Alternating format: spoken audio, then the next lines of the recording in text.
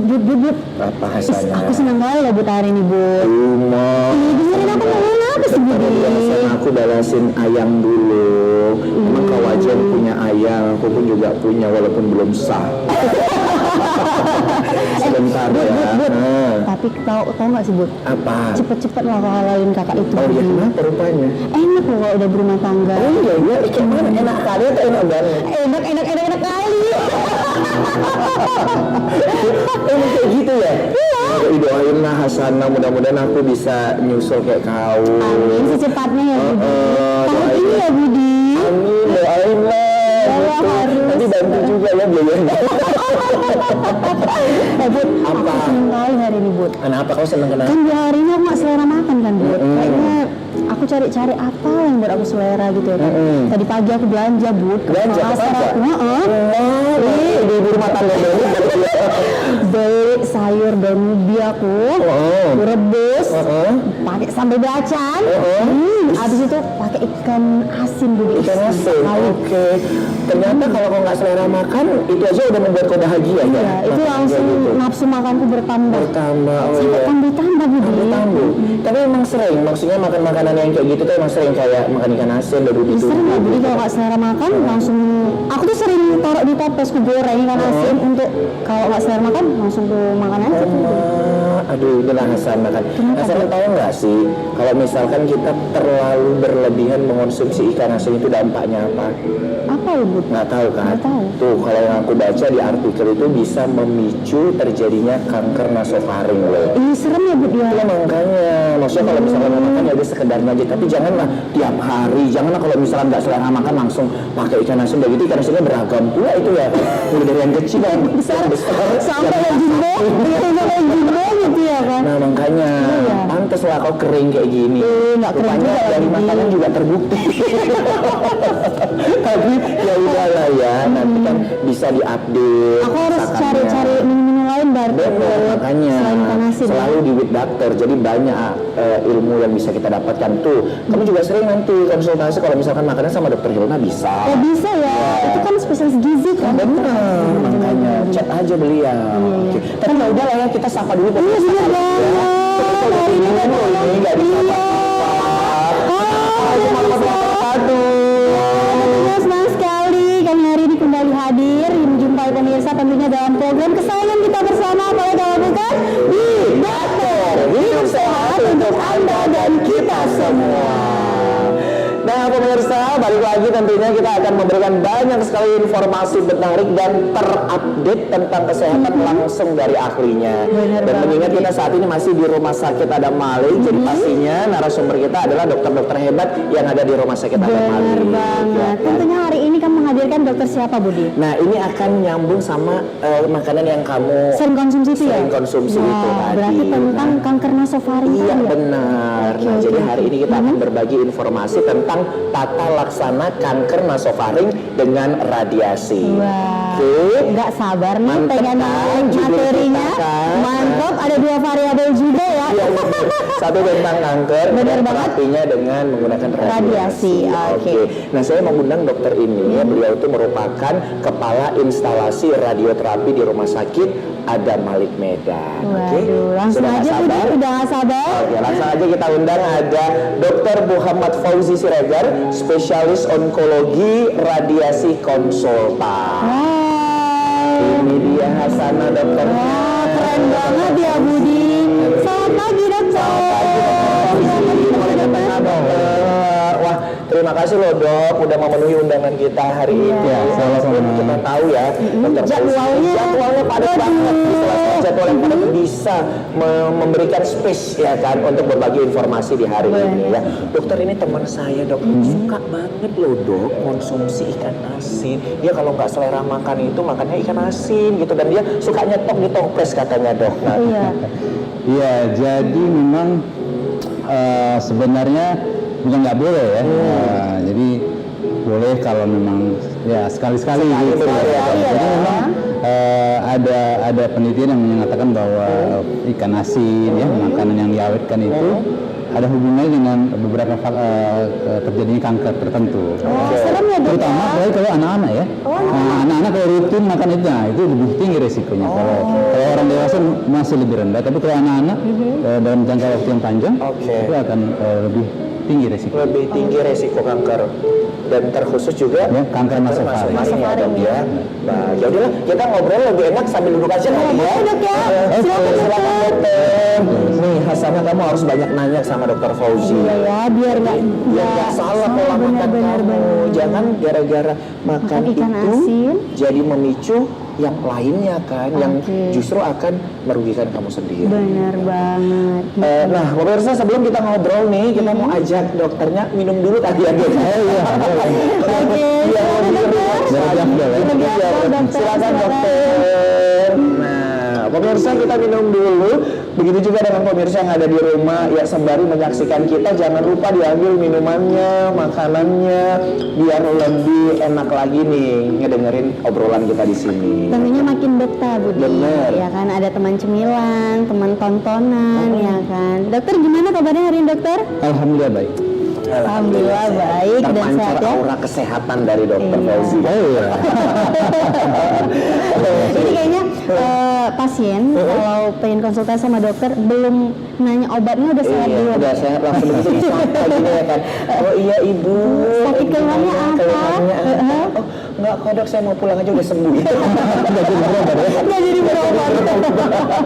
Oke, dokter, pembahasan kita hari ini adalah tata laksana kanker nasofaring dengan radiasi. Nah, sebelum kita ke tata laksananya dulu, tentu kita pengen tahu ini dok, kanker nasofaring ini kanker yang seperti apa dok, dan letaknya di mana dok?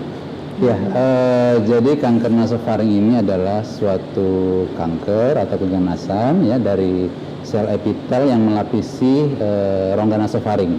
Jadi nasofaring itu letaknya di kira-kira di belakang hidung, ya. Jadi antara hidung dengan kerongkongan ya, mulut ya. Di situ namanya nasofaring.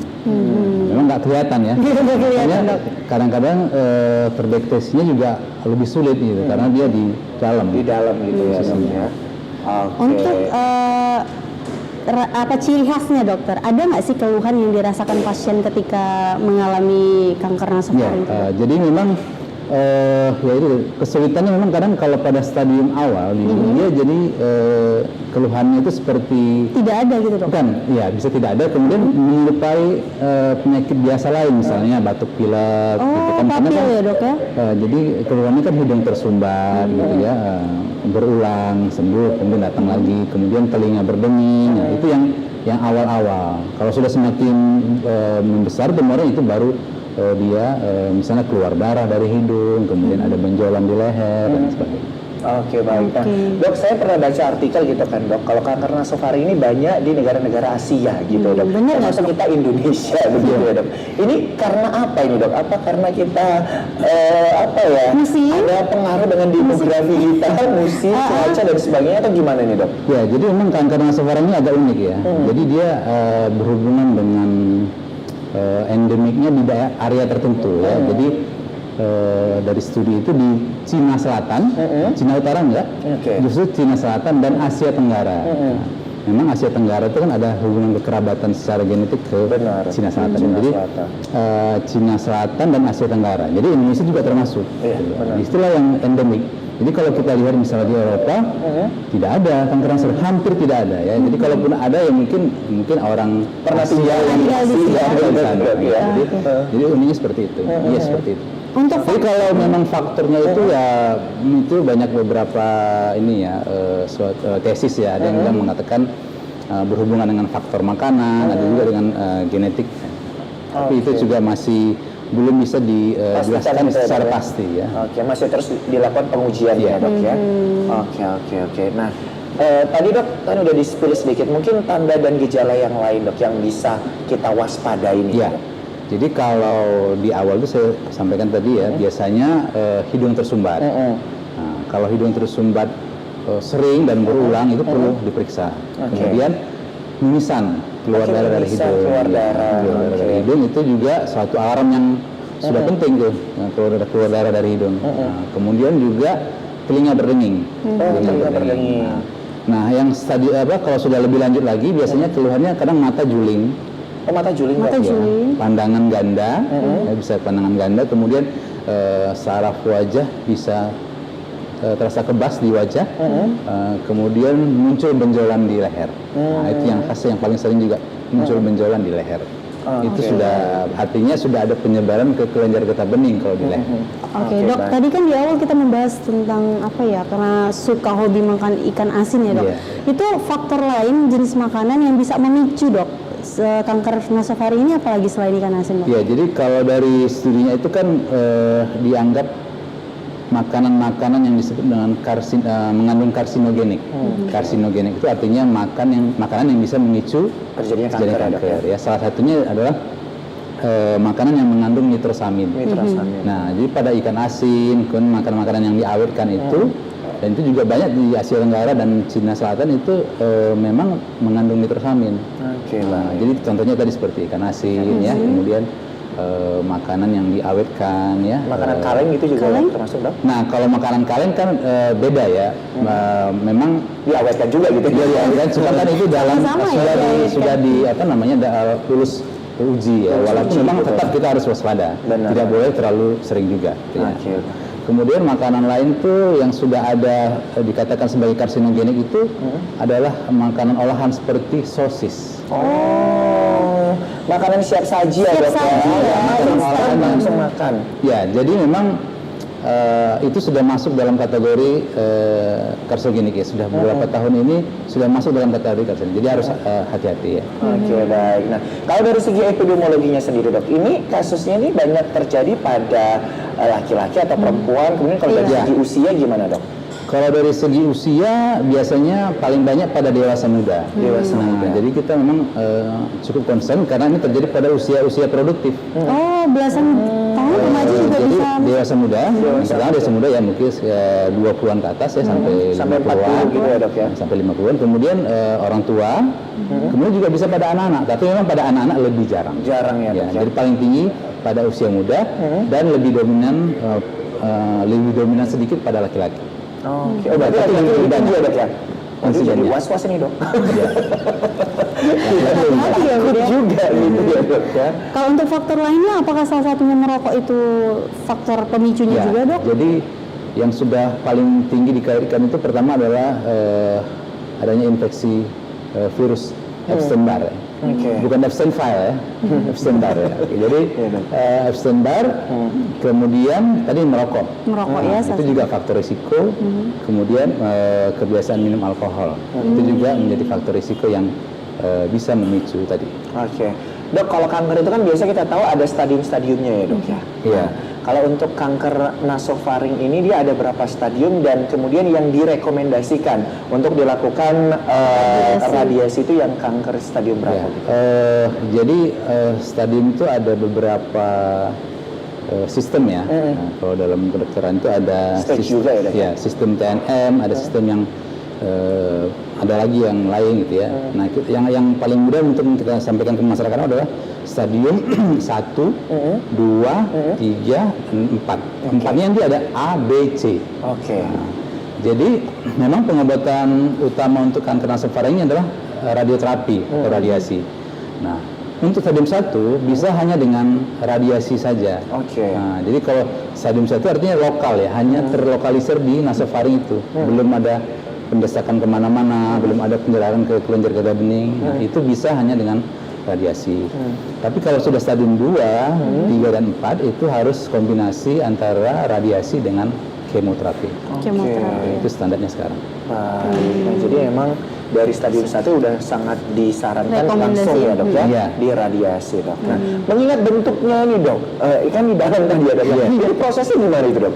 Mekanismenya untuk terjadinya Bisa masuk proses meradiasi dan kankernya? Iya, jadi memang kan lokasinya ini dia seperti tersembunyi gitu ya, karena kan agak susah mengaksesnya. Benar. Makanya tindakan operasi juga susah dilakukan.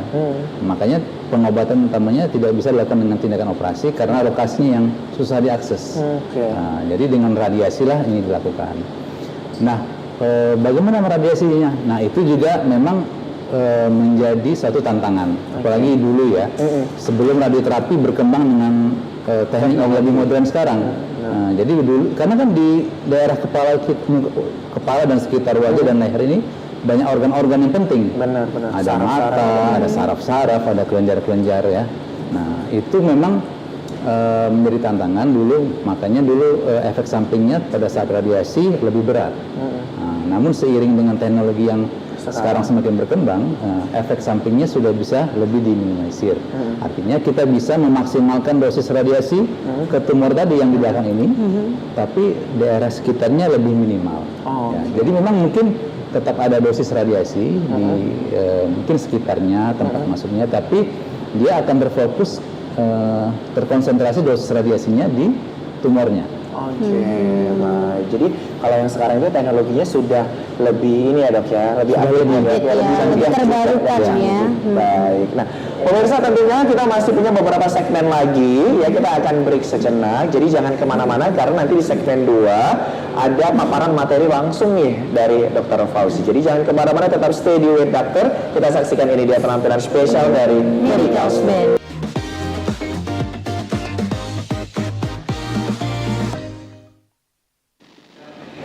Oke, balik lagi bersama dengan kita di With Doctor. Hidup sehat untuk Anda dan kita semua.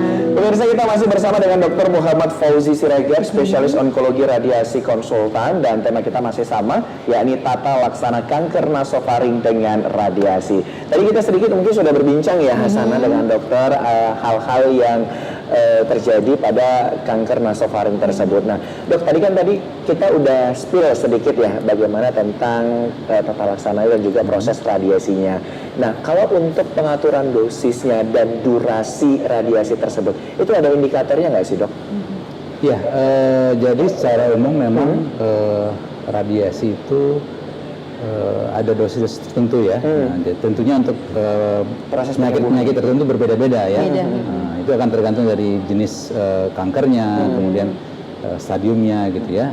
Nah, Bahkan usia anak sama dewasa juga beda ya? Iya, beda ya. Jadi tapi secara umum kalau untuk kanker nasofaring ini kita akan berikan dosis sampai 70 gray, yang itu kita akan berikan setiap hari ya, dari hari Senin sampai Jumat. Sekitar jadi totalnya itu sekitar 33 atau 35 kali radiasi setiap hari kecuali Sabtu Minggu. Itu berapa lama dok? Kalau berapa lamanya paling satu hari itu mungkin sekitar 15 menit sampai 20 menit. Oke, 15 menit sampai 20 menit dengan estimasi 33 sampai 35 pertemuan ya dok ya? Iya, benar. Oke, baik. Aku juga pengen nanya nih, Bu. Tadi kan kita sempat membahas juga nih, Dok, di awal di stadium pertama itu dapat diatasi dengan radiasi ya, Dok. Di stadium 2 itu bisa kombinasi sama kemoterapi. Adakah efek samping, Dokter, dari setiap penanganan itu? Di stadium pertama itu contohnya radiasi tadi yang kata dokter katakan. Ya, memang efek samping ada ya. Hampir semua pengobatan itu memiliki efek samping ya. Tapi seiring dengan perkembangan teknologi radiasi sekarang, efek samping itu semakin bisa kita minimalisir. Tapi tetap ada ya. Jadi makanya kalau semakin dini pasien datang berobat, maka efek samping akan semakin minimal. Kenapa? Karena luas daerah yang kita radiasi juga akan semakin lebih kecil. Nah, jadi kalau dia tumornya lebih kecil, maka luas daerah yang kita radiasi, volume radiasinya akan lebih kecil sehingga efek sampingnya jadi lebih minimal. Efek sampingnya contoh misalnya biasanya sakit menelan, ya, batuk, kemudian kulitnya agak menghitam ya, tapi itu biasanya sifatnya sementara ya, efek dari proses itu tadi selama ya, radiasi. Selama radiasi. Nah, pemirsa, tentu kita sudah tidak sabar juga untuk mendengarkan secara langsung paparan materi yang sangat detail yang udah disiapkan Dr. Fauzi. Gimana dokter, sudah siap? Sudah siap, Dok? Oke, silakan Dok.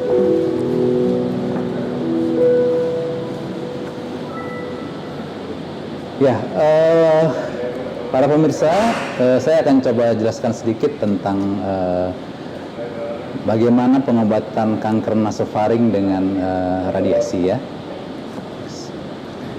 Slide.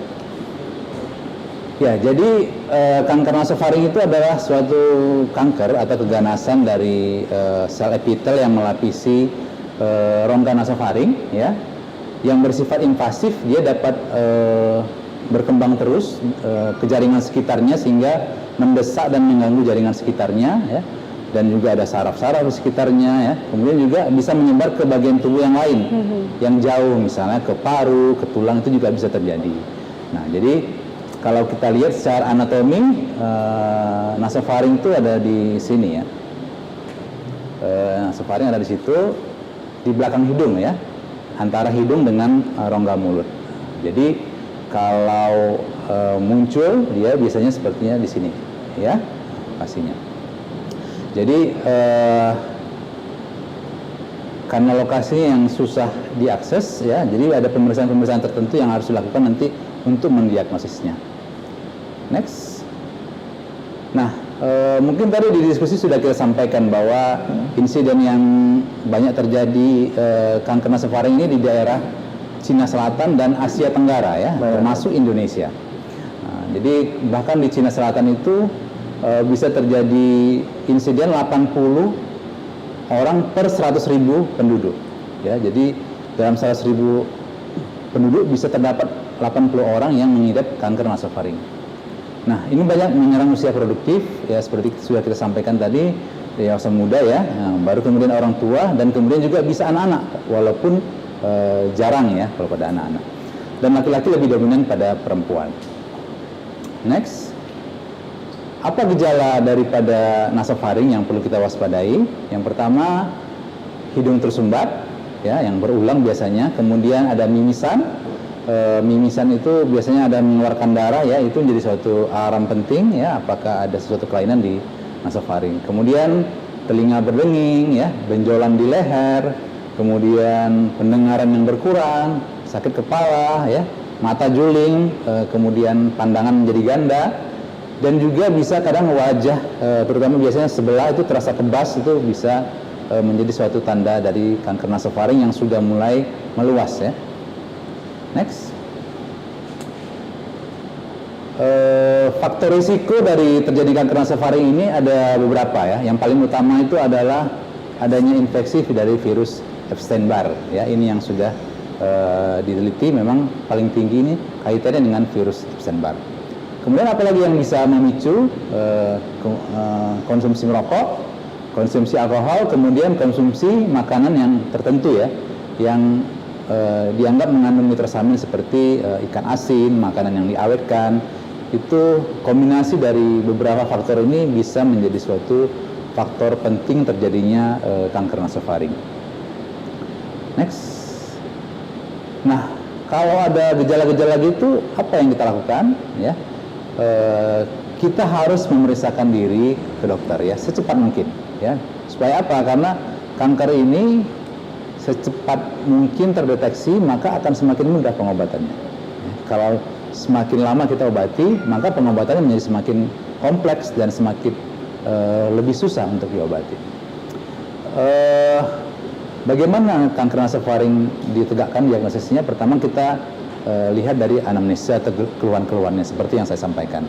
Kalau ada keluhan hidung bersumbat, keluar darah dari hidung, ya, kemudian telinga berdenging, itu perlu segera memeriksakan ke dokter ya. Biasanya kita periksakan ke dokter THT awalnya ya. Nah, nanti kemudian di dokter akan diperiksa secara umum ya, bagaimana kondisi kepala dan leher ya, apakah misalnya ada benjolan. Nah, itu juga suatu tanda apakah ini suatu kanker nasofaring ya. Kemudian pemeriksaan lebih lanjut akan dilakukan biasanya dengan CT scan atau MRI ya. Nah, karena untuk melihat ke dalam kita bisa lebih jelas dengan bantuan imaging ya, alat imaging seperti CT scan atau MRI. Nah, pemeriksaan lain adalah nasofaringoskop ya. Jadi nanti ada alat dari dokter THT yang akan memasukkan ke area nasofaring. Nah, biasanya kalau misalnya ada langsung kelihatan tumornya, akan langsung di biopsi. Nah, biopsi itu akan diambil sampelnya untuk melihat apakah benjolan ini merupakan suatu misalnya tumor jinak, apakah tumor ganas ya, yang mengarah ke kanker nasofaring.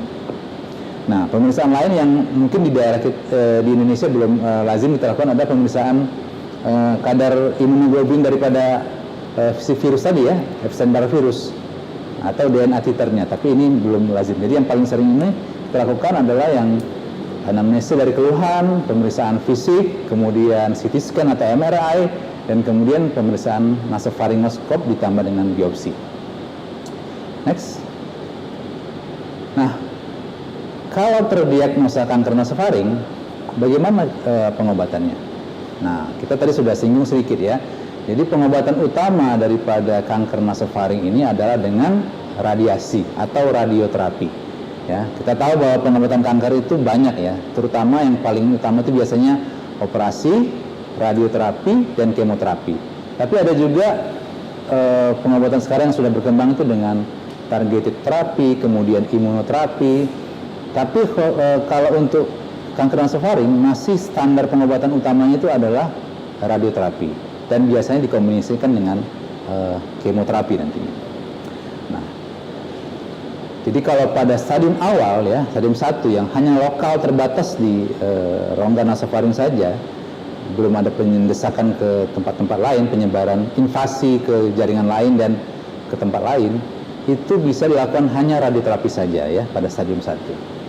Kemudian kalau sudah stadium 2 sampai dengan 4B, itu perlu kombinasi antara radioterapi dengan kemoterapi, di mana nanti waktunya bersamaan ya, atau misalnya ada juga yang pada beberapa kasus yang tumornya sudah besar ya, misalnya kelenjar getah bening glea besar, kita biasanya kemoterapi dulu, baru kita lanjutkan dengan radiasi. Oke, next. Nah, apa itu sebenarnya radioterapi? Ya, mungkin sudah pernah dengar para pemirsa TVRI semuanya. Dan seingat saya sudah pernah juga sepertinya dalam acara ini disampaikan tentang radioterapi ya, oleh dokter yang lain. Jadi mungkin tentang radioterapinya akan saya ringkas ya. Jadi radioterapi itu adalah pengobatan kanker dengan menggunakan radiasi pengion. Jadi suatu modalitas pengobatan kanker. Ya, modalitas pengobatan kanker itu ada berbagai macam ya. Saya bilang tadi ada operasi, ada kemoterapi, ada radiasi, kemudian belakangan ini berkembang ada namanya disebut dengan targeted terapi, kemudian imunoterapi. Nah, kalau radiasi dia menggunakan radiasi pengion, ya. Nah, jadi pada kanker nasofaring ini radiasi ini merupakan yang utama. Nah, radiasi ini juga kadang-kadang bisa juga diberikan pada kondisi-kondisi tertentu yang non keganasan, yang bukan kanker, tapi pada umumnya adalah kita gunakan untuk penyakit-penyakit kanker. Nah, ini alatnya dari suatu radioterapi ya, di mana nanti pada pasien akan berbaring di sini, nanti akan ada radiasi atau sinar yang diarahkan ke target tertentu pasien ya, yang target yang merupakan penyakit daripada pasien tersebut. Next. Bisa dibalik sebelumnya? Ya, boleh kembali ke slide. Oh, langsung ke sini ya. Oke, jadi sebenarnya ini ada slide-nya ya yang bertahap ya. Jadi ada tadi kan ada radiasi pengion kita sebut ya. Jadi ada radiasi yang pengion, ada yang non pengion. Ya. Next, apa? Yang tadi? Yang tadi dulu? Enggak, sebelumnya. Ya, jadi kalau radiasi non pengion itu contohnya misalnya ya, radiasi inframerah, infrared, itu radiasi yang non pengion. Jadi tidak mengubah struktur tertentu di tubuh kita kalau kita terkena itu ya. Tapi kalau radiasi pengion ini bisa mengubah misalnya struktur tertentu di DNA kita ya. Jadi radiasi pengion ini yang kita gunakan ya. Contohnya itu ada yang elektromagnet, ada yang partikel ya. Contohnya pada pemeriksaan kita kalau di foto itu ada yang beberapa menggunakan sinar pengion, tapi itu energinya rendah. Kalau yang digunakan untuk pengobatan kanker dia energinya lebih tinggi lagi. Next. Nah, radioterapi kita berikan pada pasien kanker nasofaring itu bertahap, jadi tidak bisa sekaligus ya. Nah, jadi tujuannya apa? Kenapa nggak bisa hanya satu kali aja gitu? Kalau satu kali kita berikan dosis tinggi, tumornya mungkin akan mati, tapi pasiennya juga akan mengalami efek samping yang sangat berat. Jadi dia harus diberikan bertahap ya. Sehingga kita tujuan memberikan radiasi itu adalah memberikan dosis maksimal ke tumor, tapi di saat yang bersamaan kita memberikan dosis yang minimal ke jaringan sehat di sekitarnya. Karena pada saat pemberian radiasi kita tidak bisa menghindarkan jaringan sehat terkena radiasi, tapi kita bisa meminimalkan. itu yang kita lakukan. Biasanya dosis yang kita berikan sampai dengan 70 gray. Kita berikan radiasi setiap hari Senin sampai Jumat sampai 33 atau 35 kali. Nah, kemudian kemoterapi juga kita berikan ya di saat yang rentang waktu radiasi tadi. Biasanya misalnya kalau kita sinar Senin sampai Jumat, kita berikan kemo dulu di pagi harinya, di Senin itu, baru siangnya kita radiasi. Atau satu hari sebelum radiasi kita kemo dulu, baru kita lanjut dengan radiasi. Itu yang disebut dengan kemoradiasi atau concurrent kemoradiasi yang berbarengan ya. Nah, dari penelitian-penelitian yang belakangan ini ya, pemberian yang seperti itu lebih membuat hasil pengobatan lebih baik dibanding hanya misalnya radiasi saja. Next. Nah, jadi mungkin para pemirsa banyak yang khawatir ya, mungkin mendengar banyak berita di luar, radiasi, kemoterapi itu menyakitkan ya gitu ya. Memang tetap ada efek sampingnya, tapi sekarang dengan teknologi yang semakin berkembang pesat itu efek samping bisa lebih diminimalkan ya. Jadi kalau sekarang tuh ada yang kita sebut dengan namanya teknik IMRT, Intensity Modulated Radiotherapy. Kalau dulu masih teknik 2 dimensi atau 3 dimensi, 2D dan 3D. Jadi dengan teknik IMRT ini kita bisa lebih memaksimalkan dosis ke tumor dan kemudian meminimalkan efek samping ke jaringan sehat. Next. Nah, jadi kalau dulu dengan teknik 2D dan 3D kita misalnya kan target tumor itu yang di dalam, kita memberikan radiasi itu lebih besar areanya. Nah, kalau sekarang dengan teknik IMRT kita bisa lebih kecil dan menyerupai bentuk daripada tumor itu. Next. Nah, jadi kalau kayak IMRT ini seperti kita kalau ini ya yang teknik zaman dulu kita memberikan radiasi itu lebih luas. Nah, dengan teknik IMRT seperti kita memahat, jadi kita bisa lebih lebih fokus ke tumornya ya, dan lebih menyamakan dosis ke jaringan sehatnya. Next. Nah, juga dosisnya bisa lebih kita maksimalkan ke tumor ya, misalnya targetnya ada di nasofaring ya, kita bisa dosis yang tinggi itu kita berikan ke nasofaringnya, sementara ke daerah jaringan sehatnya dosisnya kita minimalkan. Nah, dengan teknik yang IMRT itu kita bisa lakukan itu. Next. Ya, saya. Nah, apa efek samping kalau radiasi? Nah, efek sampingnya mungkin sakit menelan ya, sariawan, batuk ya. Kemudian area radiasinya menghitam ya. Kemudian bisa tidak merasa makanan, tapi itu ada efek samping akut. Akut itu artinya yang terjadi pada saat radiasi. Ya, nanti setelah radiasi perlahan-lahan dia akan berkurang. Jadi efeknya sementara.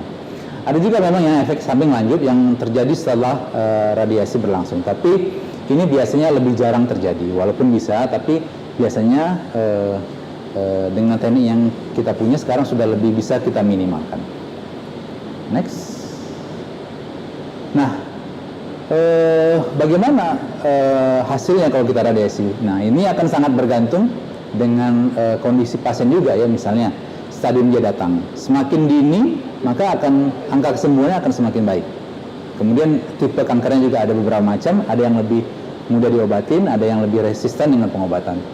Kemudian apakah pasiennya merokok? Itu juga mempengaruhi. Biasanya kalau pasiennya perokok lama itu justru hasilnya agak lebih kurang daripada yang pasien tidak merokok. Itu juga mempengaruhi. Kemudian nutrisi pasien juga akan mempengaruhi ya. Nah, ini ada satu data di Cina Selatan ya, yang memperlihatkan bagaimana angka keberhasilan dari pengobatan nasofaring ya. Jadi kalau semakin bagus, semakin awal stadiumnya, maka angka kesembuhannya akan semakin tinggi ya. Kalau stadium 1 kita lihat ya, angka bertahan hidupnya dalam 5 tahun itu sampai 90% lebih. Stadium 2 masih dapat 87%. Tapi kalau semakin stadiumnya semakin tinggi, maka angka kesembuhannya akan semakin rendah. Jadi itu mudah-mudahan kita semua bisa lebih aware dengan kanker nasofaring ini, sehingga kita tidak takut untuk memeriksakan diri ke dokter, dan kemudian kalaupun tidak diagnosa, ya mudah-mudahan tidak, kalaupun terdiagnosa, kita tidak takut atau tidak ragu untuk datang berobat ke rumah sakit. Karena tujuannya ingin kesembuh ya. Iya. Saya kira itu yang saya sampaikan pada hari ini. Oke, baik. Tepuk tangan dong untuk Dokter Fauzi. Luar biasa. Nah, udah tahu kan Hasanah gimana tata laksananya untuk kanker nasofaring ini, nasofaring lagi, nasofaring ya, dengan radioterapi. Nah, tuh kamu juga udah tahu kan dampak dari hasil makanan yang kamu makan. Jadi takut. Pemirsa, kita masih ada satu segmen lagi, jadi jangan kemana-mana, tetap stay di with Doctor. Kita saksikan ini dia penampilan spesial dari Medical Band.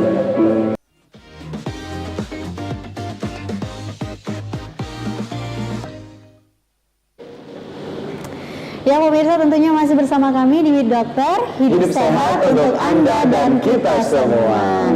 Wah, luar biasa sekali ya Budi ya. Dan tentunya tadi kita sudah dapat informasi bahwasanya pemirsa kalau sudah mendapatkan keluhan-keluhan seperti ada susah menelan, seperti yaitu dokter, ada benjolan, bimisan, dan apalagi memang ada faktor pemicu backgroundnya itu perokok seperti itu harus segera dikonsultasikan ke dokter, lebih baik ya untuk mencegah.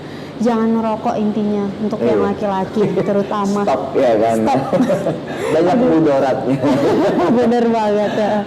Oke, baik. Nah, Dok, kita mau tanya Dok, dari sekian banyak kasus yang dokter tangani, mungkin yang paling berkesan gitu Dok dari proses radiasi pada kanker nasofaring ini seperti apa Dok? Mungkin ada yang sembuh nih Dok. Ya memang salah satu kebahagiaan bagi seorang dokter itu kan melihat pasiennya dari yang awalnya sakit menjadi bisa beraktivitas ya. Jadi memang salah satu tuh saya teringat waktu saya masih pendidikan nih ya, belum selesai pendidikan spesialis. Kebetulan saya kan pendidikannya di Jakarta ya, ke Cipto Mangunkusumo. Jadi waktu itu ada satu pasien kanker nasofaring, kebetulan ibu perempuan. Jadi datang itu dengan kondisi di tempat tidur gitu ya, jadi kanker nasofaring, dan waktu itu tumornya cukup besar ya, cukup besar. Jadi udah stadium berapa Dok? waktu itu stadium 4A sepertinya 4A. 4A ya. Tapi kalaupun besar kan Dok nggak kelihatan dari wajah Dok ya, harus lihat dari ronsennya atau gimana? Iya. Biasanya gitu, kecuali yang kelenjar getah beningnya ya, sering muncul gitu ya. Nah jadi waktu itu kita ya kondisinya lemah sekali ya, jadi waktu itu ya kita berusaha, tapi kita pikir aduh ini agak berat nih karena kondisi pasiennya juga lemah ya. Tapi akhirnya pasien menjalani pengobatan dan akhirnya selesai ya, berhasil menyelesaikan pengobatan dan cukup baik hasilnya. Dan waktu itu saya kebetulan kan kita tuh kalau pendidikan tuh dari satu bagian pindah ke bagian lagi ya. Jadi waktu selesai itu saya udah pindah ke bagian lain gitu. Jadi saya nggak sampai akhir menangani pasien tersebut. Cuma waktu itu saya sedang ada di lorong rumah sakit, saya dipanggil gitu sama pasien ini. Saya nggak kenal karena ini kan udah jalan gitu ya. Jadi saya kaget juga. Siapa ya gitu? Saya pasien dokter katanya. Dulu yang ini, oh iya baik. Setelah suaminya datang saya baru tahu ternyata ini pasien yang, karena waktu itu saya lebih suaminya karena saya komunikasi sama suaminya. Jadi itu memang suatu hal yang waktu itu ya cukup inilah ya. Menakjubkan ya. Oke, baik. Dok, tadi sudah disampaikan juga ya Dok ya bahwa sekitar 33 sampai 35 kali ya Dok ya untuk proses radioterapi tersebut. Nah, apakah itu sama Dok dari stadium 1 sampai yang mungkin di stadium akhir? 4A gitu? Ya, secara umum hampir sama karena kita memang mencapai dosis tadi itu kita ingin mencapai target tuh 66 sampai 70 grade satuan radiasinya ya. Jadi kita ingin mencapai dosis tersebut. Jadi hampir sama, cuman yang mungkin nanti yang berbeda itu adalah cakupan luas radiasinya. Volume radiasinya itu yang berbeda antara yang stadium 1 dan 2 dan jadi semakin luas radiasinya, semakin efek sampingnya semakin besar. Makanya kita berharap pasien datang dalam stadium yang kecil gitu. Masih yang awal-awal ya. Stadium 2 dan 3 kan itu harus dikombinasikan dengan kemoterapi ya Dok. Nah, ini kenapa harus dikombin Dok? Ya. Jadi dari beberapa studi ya penelitian, jadi dulunya itu ada yang membandingkan hanya radiasi saja, hanya yang dibandingkan dengan yang kombinasi dengan kemo. Ternyata kalau pada yang stadium 2 ke 3 itu hasilnya lebih baik yang pakai kemo. Jadi dia ada efek sinergistik antara radiasi dengan kemoterapi, sehingga efeknya tadi itu meningkatkan penguatan radiasinya.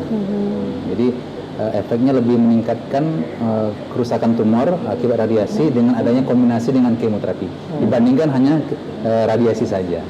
Tapi kalau untuk stadium 1 bisa kita radiasi. Oke, baik. Nah, Dok, untuk proses radioterapi ini ya, apakah ini di cover BPJS Kesehatan, Dok? Karena ini pemirsa menjadi salah satu pertanyaan ya. Dan merasa takut juga nanti kalau udah berobat, takutnya banyak biayanya gitu, dokter. Gimana Iya. nih, Dok? Jadi buat para pemirsa TVRI semua ya, perlu diketahui bahwa semua pengobatan untuk kanker nasofaring ini di cover oleh BPJS, baik radiasinya, ya, kemoterapinya, kemudian dari awal untuk pemeriksaannya itu ya, CT scan, bahkan untuk biopsinya juga semua di cover ya. Jadi saya menghimbau kepada masyarakat untuk tidak takut untuk memeriksakan diri ya, sehingga pasien datang dengan stadium dini. Oke. Nah, terkait dengan alat dan teknologi di Rumah Sakit Adam Malik ini, Dok, bagaimana, Dok, dengan tata laksana kita di sini? Ya, jadi di Adam Malik kita memiliki 2 alat radioterapi, ya, alat mesinnya ya, linear accelerator namanya ya. Jadi alat itu kita lakukan untuk melakukan radiasi pasien, termasuk pada kanker nasofaring, karena sudah bisa melakukan dengan teknik yang saya sebut tadi dengan IMRT. Oke, baik. Jadi Oke, berarti sudah sangat terbarukan, komplit iya, ya kan, dan update terbarukan. juga ya kan. Jadi Luar buat biasa. seluruh pemirsa di rumah jangan sungkan untuk langsung berobat ke Rumah Sakit Adam Malik pastinya ya, karena kita merupakan rumah sakit tipe A dan merupakan rumah sakit pengampuhan. Nah, dokter, ini nggak terasa kita sudah berada di penghujung acara. Udah hampir 1 jam, Mungkin dokter, ada kita cicatnya. closing statement untuk pemirsa yang ada di rumah agar jangan takut untuk Benar. memeriksakan kondisi kesehatannya. Silakan, dokter. Ya,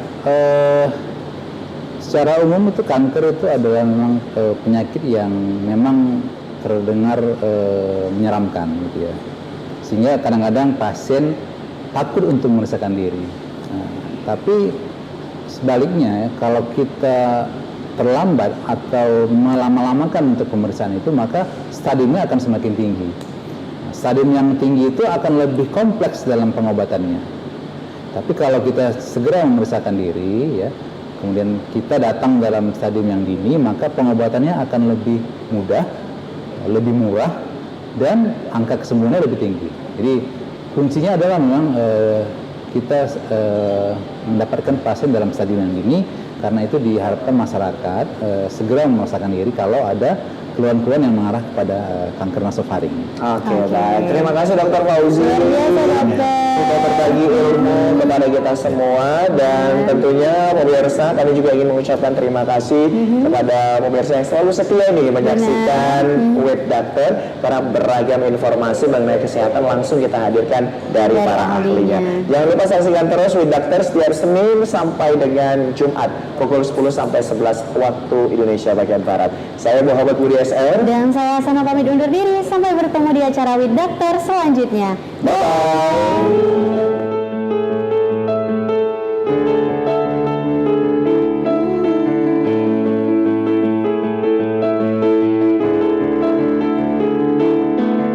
Terus berjuang melawan waktu,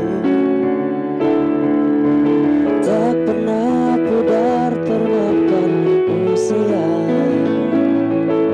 Selalu menyapa pemirsa lewat layar kaca, yang pertama untuk Indonesia. Jauh melangkah terus berjaya, membangun budaya bangsa Indonesia. Oh, oh.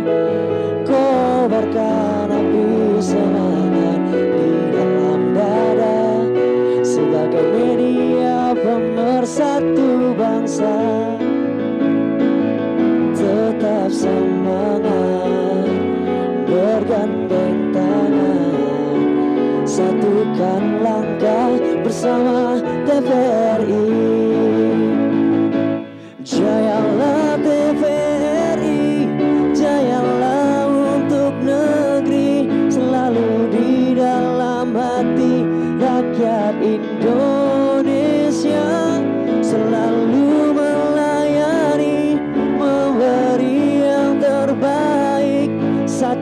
dan perbedaan untuk Indonesia.